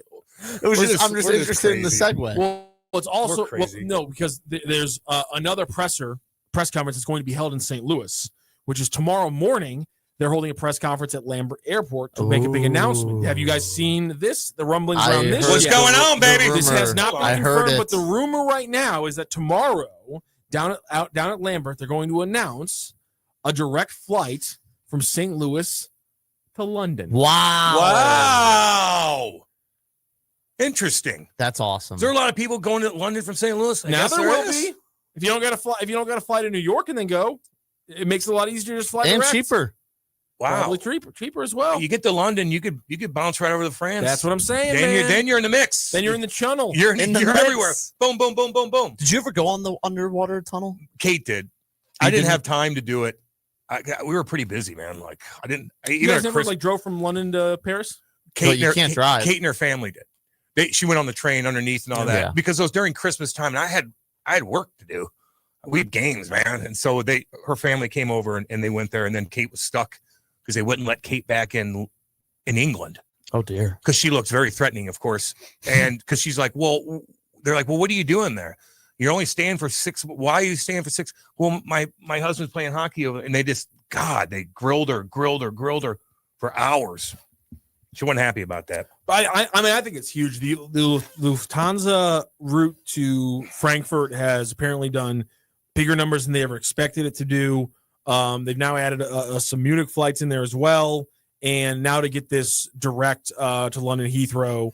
And what I'm seeing right now is somebody said Beganovich was on Twitter talking about this, and he said there's going to be 9 flights total between the Lufthansa and the British Airways flight, and the Lufthansa does 5 flights a week to Frankfurt, so it's looking like there's going to be 4 flights a week to good London. I think it's absolutely huge. That's great. That's awesome. I mean, this city changed when TWA lost its international status essentially, and so to actually get some direct flights back out to Europe, I think it's that's huge. good. That's moving the right direction. Little things, yeah, exactly. Add up, baby. Just don't shoot ourselves in the foot. But So when did Lambert kind of go downhill? Like, what year was that? It's after 2001.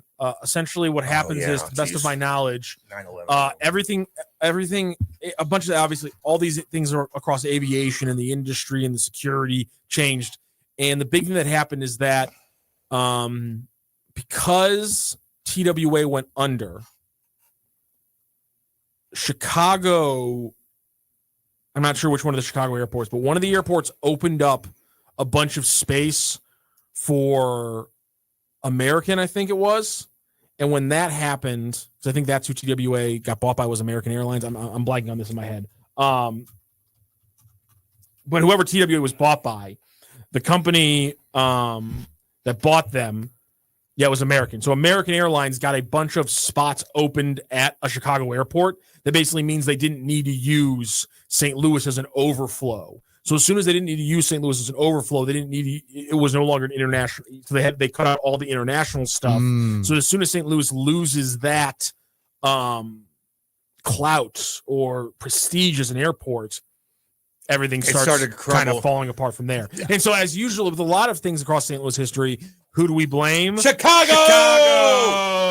I tell you what, this Lambert did do well is at Southwest Airlines, the whole different area over there. Oh, yeah. It's easier just to deal with, Except now you don't get a free bag. And I think I probably got a few God, they ripped you off, man. I did the big thing. I got the big things right. What if you're really, isn't it weird? Like you got a 50-pound bag, can't go over 50 pounds or whatever it is. Yeah. But what if you're a 350-pound dude? Well, you can pay for it to be over 50 pounds. I know. I'm just saying, they force certain people to buy 2 tickets. They should weigh everybody.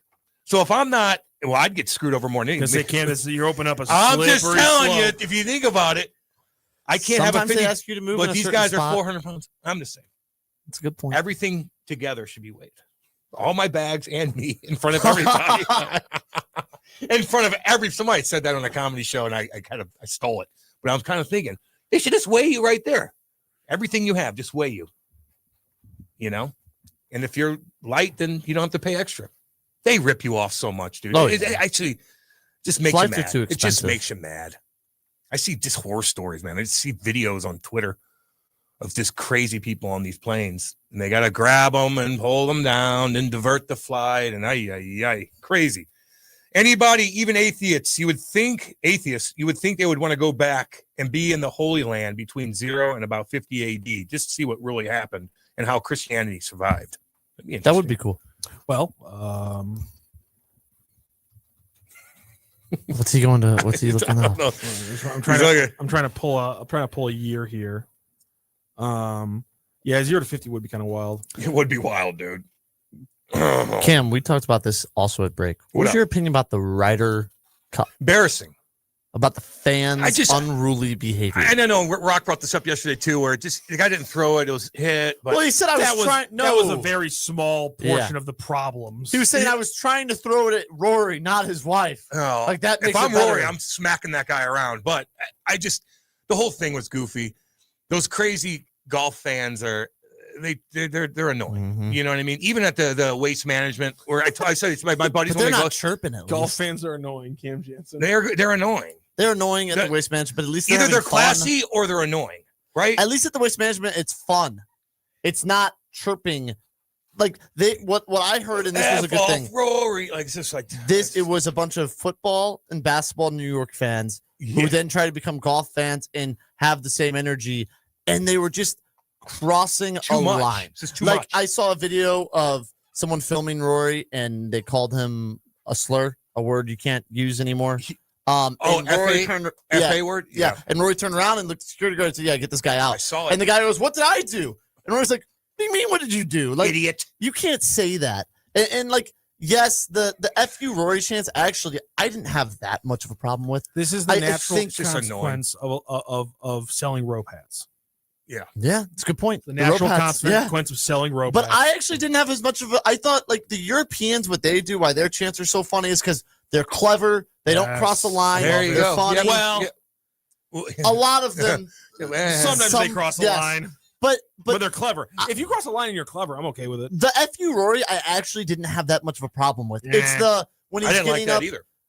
Yes, but I didn't think it was way over the line. Like, okay, you're chirping him but it was the thing said. It was the throwing things at him while he's about to hit, yelling while he's about to hit. I didn't think golf was more entertaining because of all the craziness. No. I just wanted to see those guys hit the damn ball. It's fun to see because either that's way, all I want to watch. There's always going to be chirping, and that's what they expect. But it's crossing the line.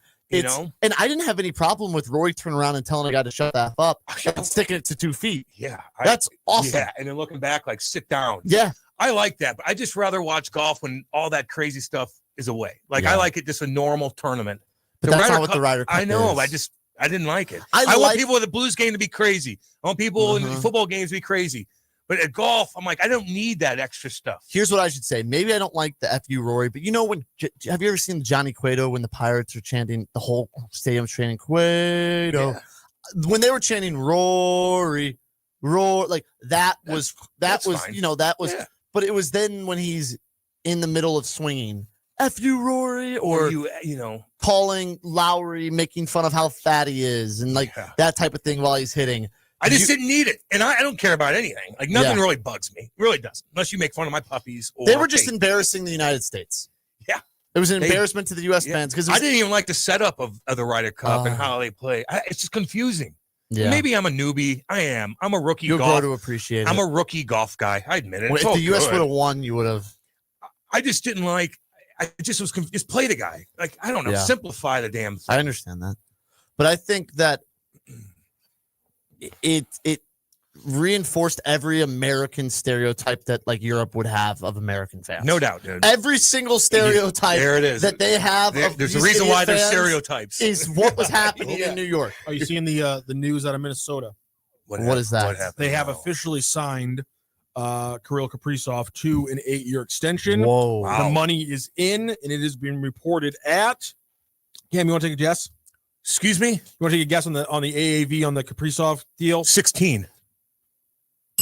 Get out of here! Get out with yourself! The highest deal in NHL I'm a numbers history, guy. Kirill Kaprizov signs an 8-year extension above $16 million AAV, almost $17 million. 8 years, $136. Good for you. He's a little bit older too, just so you know. 28. Yeah, good for him, and good for Minnesota.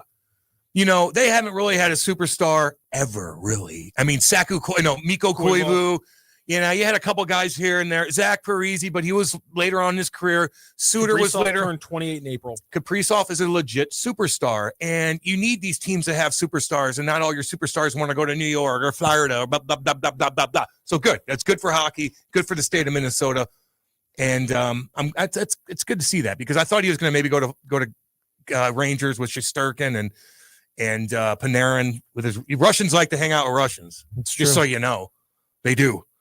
They like to go to and hang out together. They, Bucci and Toropchenko go everywhere together. Mm-hmm. They're this like two peas in a pod, man. Then they'll get into a fight on the ice and then they'll hang out again. It's pretty funny.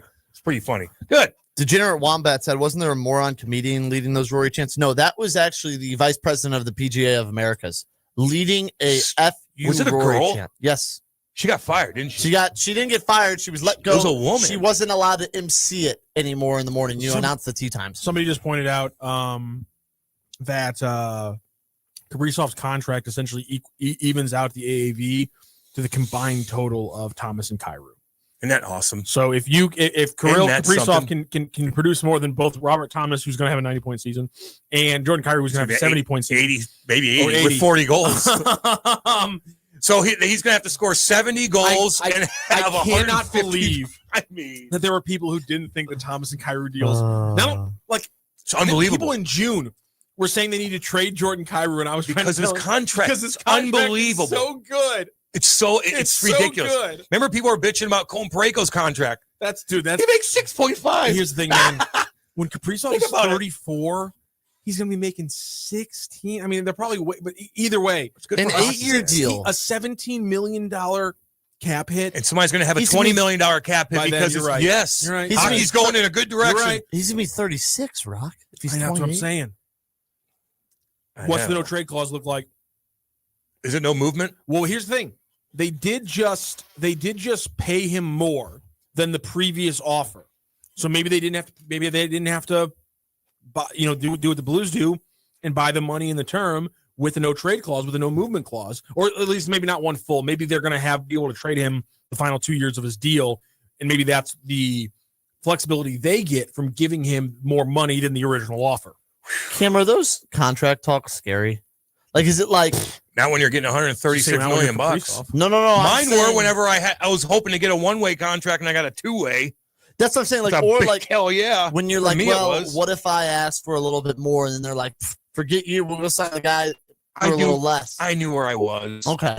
My agent got me when I signed a 3-year entry level, and I made the team 2 years into it, and then I renegotiated, and they offered me a 2-year deal, and my agent got me a 3-year deal. And I remember just being on my boat, and I was like 21 years old, and they just got another guaranteed after this year, 3 more years. That's guaranteed money, guaranteed $2 million or whatever it was, which at the time was for me like I'm a god, Elon. I feel like Elon Musk making it rain, but that was a great feeling, man. But then after that, I signed another year with the Blues, and then after that, I was just like, oh boy, try to get as much money in the American League as possible, just in case I get sent down. Yeah, it was stressful. But that particular moment when I was 21 and I knew for the next 4 years, I'm making in my little bubble, in my little Eureka bubble, I'm making damn good money. I was on cloud 9, baby. Cloud 9. And then, reality hits when you get a little bit older and, then you're doing AM radio. Yeah. Baby.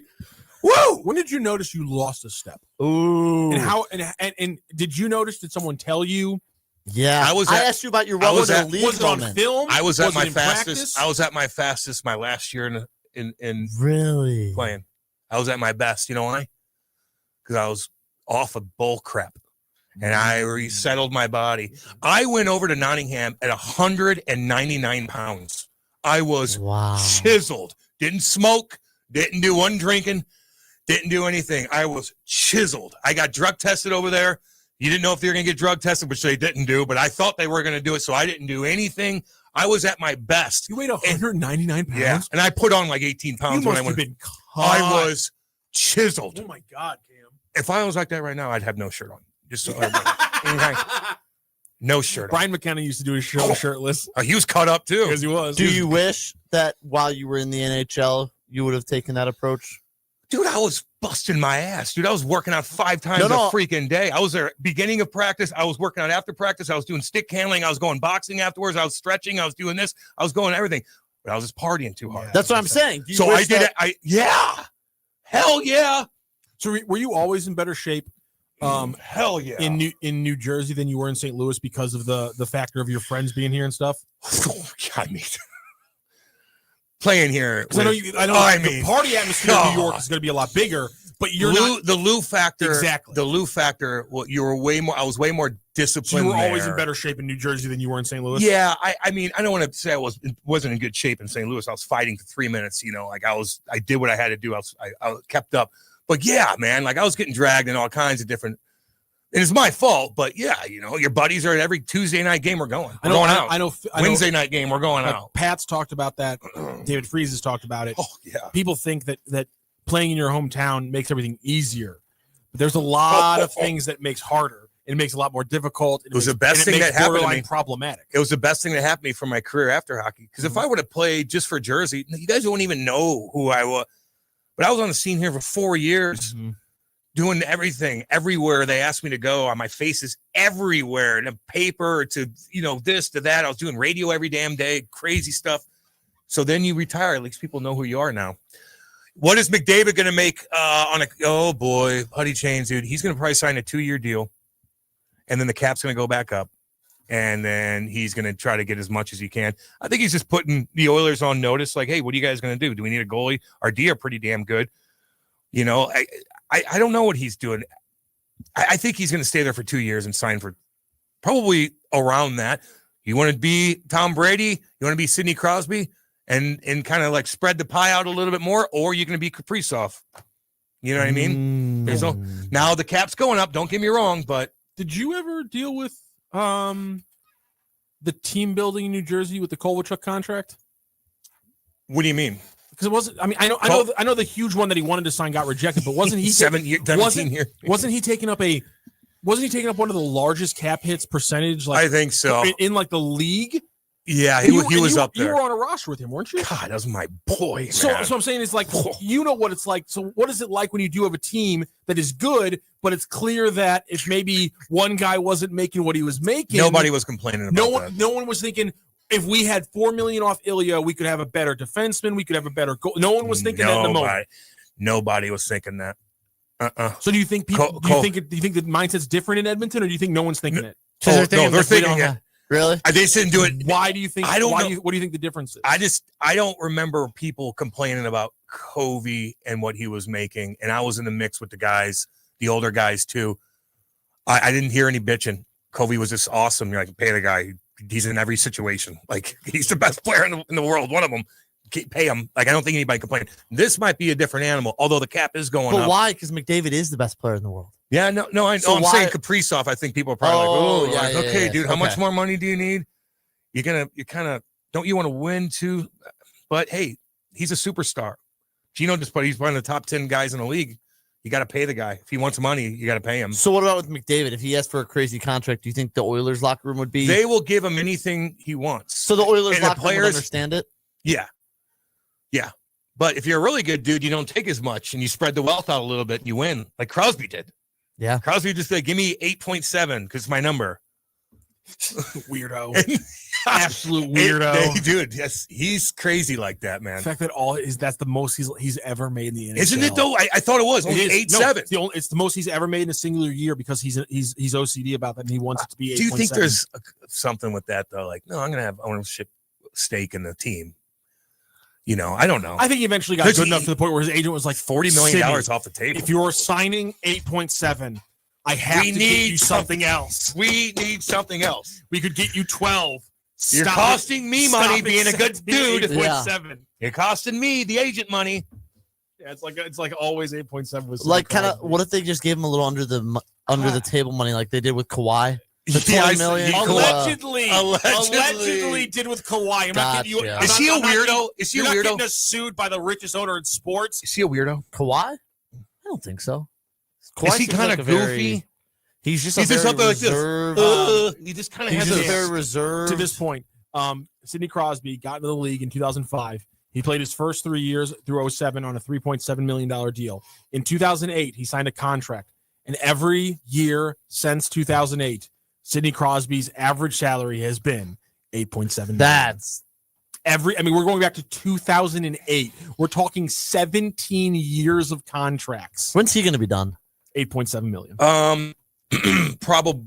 How old is he now? 37. He is. He's going to play till 41, 42. He turned 38 on August 7th. Do the Penguins have one more run with him? No. Not even close. They're projected right now with the Bruins. The Bruins the and worst. the Penguins are projected to be the bottom 5 teams, which is in the not league. good for hockey. Both of them. It's not good for hockey. And the Blackhawks. Not good for hockey. And the Red Wings are barely a playoff team. Not good for they hockey. got some young players going. I mean, there's a lot of original 6 teams in those East Coast powerhouses that are not going What if well Sidney right now. left to go win ring chase? Nope. I would like to see that because I Like want to see him in the Tom Brady. playoffs. I want. He's thinking about the Olympics right now. Yeah. You know. Last my team's hurrah. not good, but I'm still going to do my thing because I want to win another gold medal. That's me. Okay. That's going to be That's gonna be unbelievable. I'm so excited. I am excited What's that, about February? that. It And by starts the over way, in Milan. all you Americans out there that are playing, I'll be evaluating you. Everyone. That's even you, Connor Wait, Holbuck. what's that mean? What do you mean? What's that Are mean? you in a? I'm evaluating the American players this year because U.S. needs to win. I didn't like that last time. The Canadian got a little too cocky. Yeah. I got chirped. I didn't like it. We might have some- USA, baby. All right, let's go to break. Wait, was one of the people who tripped you Army? Yeah, I think he did. I decided I've changed my thing on where I want to be in American history. I want to be in the hallway when Army got a U.S. Canada chirp off on Cam's ass. The Four That's Nations where was I a wanna fake be. tournament. No. This is real. It turned real. It was a preseason All-Star tournament. I This thought is it was real. a fake tournament, but then it became To real, hell with real the Sea fast. Peoples. I need to see Doug Armstrong chirping Oh, about yeah, U.S. I got Canada. chirped. Oh, anytime something goes on. I played in a police fire thing the other day, and I was so bad. I was falling over the place, and I see Al McInnes, and he's just bashing me. And then I go and score 4 goals in a chaser event, and I just go to Al, and I go, what's up? Right here, baby, right here. Is Helly guaranteed to be the starter? He looks shaky as hell, Wombat. Better not be guaranteed nothing. Guaranteed? The Blues almost knocked him out of the Game 7 with a couple terrible goals off the bat. I thought he was going to get yanked. Does Italy have any type of team? They're Huh? the host. What's Does that? Italy have any type of anything? Oh, God, I don't know.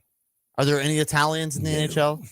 Yeah, but not Carlo Coliacovo, my boy. There's a couple. They're going to get killed. I don't know. Yeah. They're going to get killed. It'd be cool to have a team, though. And Barkov got hurt, so the Finns are in trouble. All right, don't go anywhere. We're going to go to break. This is Hot Take Central 2.0.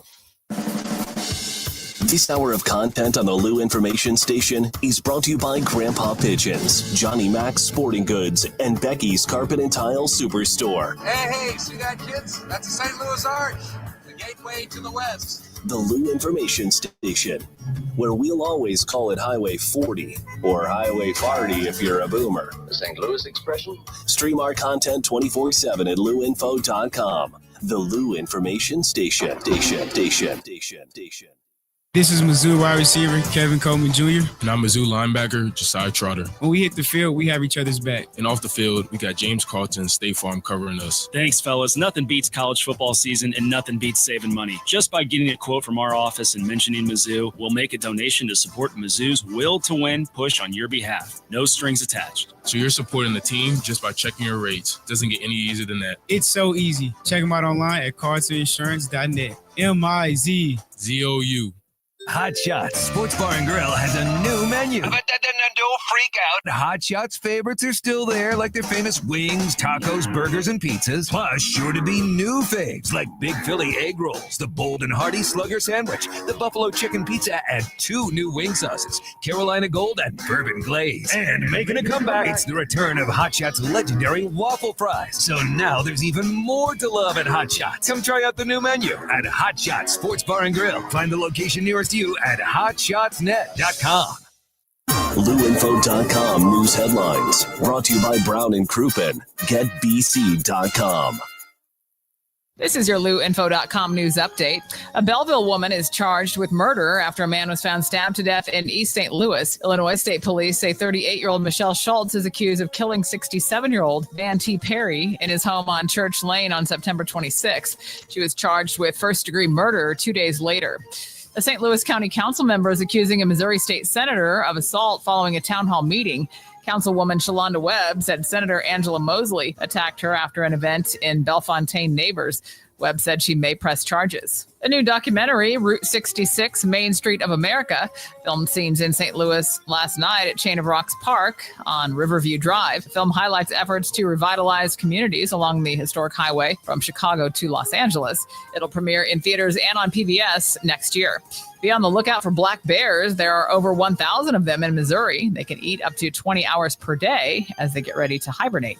For the Lou Information Station, streaming 24/7 at louinfo.com, I'm Jen Austin. Now, LouInfo.com weather.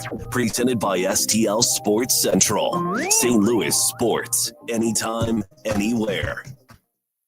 Here's your LouInfo.com weather update. The systems are moving really slow across the country right now, and we just happen to have a high pressure system over our area. That'll keep things sunny and very warm today. We'll be in the upper 80s, maybe 90. Overnight, some clouds, and we're in the low 60s. We're looking at mid-80s for the high on Wednesday and Thursday, mix of sun and clouds. I'm meteorologist Steve Hamilton for the Lou Information Station, streaming 24/7 at LouInfo.com.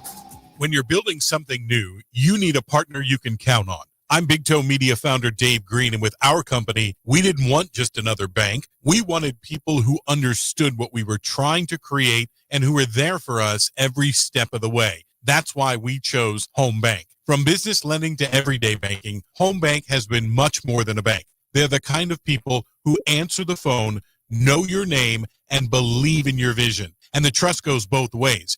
Home Bank doesn't just support our growth, they share in it. They take pride in helping local businesses succeed because they know when we win, the whole community wins. Business isn't just about numbers, it's about relationships. And with Home Bank, those relationships make all the difference. Home Bank is the team behind our team. Visit myhomebank.bank or call 855-577-2001. Home Bank, member FDIC, more than a bank. They're your business partner.